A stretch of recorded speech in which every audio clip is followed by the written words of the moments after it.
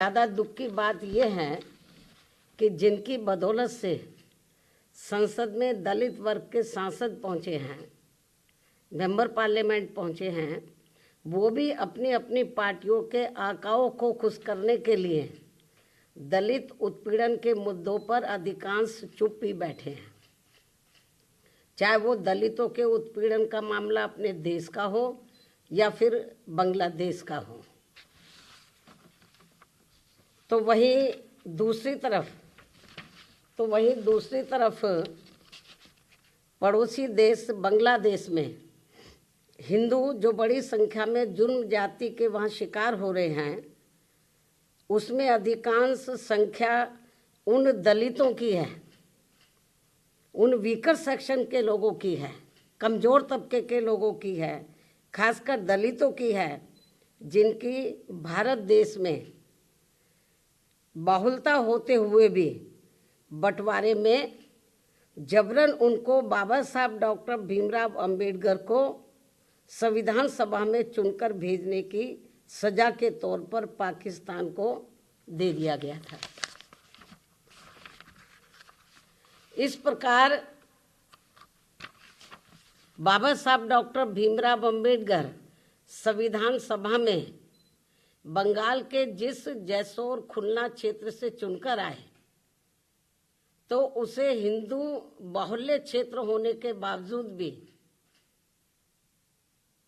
षड्यंत्र के तहत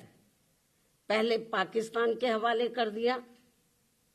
जो अब बांग्लादेश में है। वो क्षेत्र अब बांग्लादेश में है, और जिस क्षेत्र को पहले पाकिस्तान के हवाले कर दिया था, जो अब बांग्लादेश में है,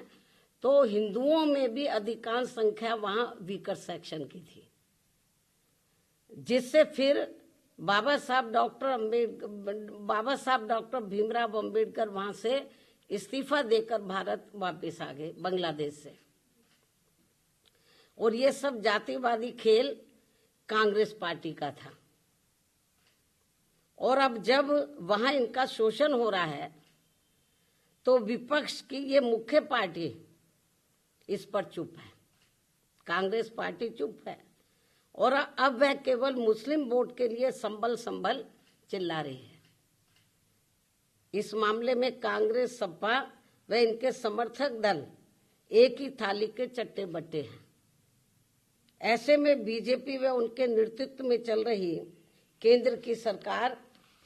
अपनी जिम्मेवारी को आगे बढ़ चढ़कर निभाए, ताकि शोषण का शिकार हो रहे दलित वर्ग के लोगों का वहां और ज्यादा शिकार ना होना पड़े, जिनकी तादाद वहां बहुत ज्यादा है। या फिर कांग्रेस की इस गलती का, जो अब वहां दलितों को नुकसान उठाना पड़ रहा है, तो उन्हें वहां की सरकार से बातचीत करके भारत में वापस लाया जाए।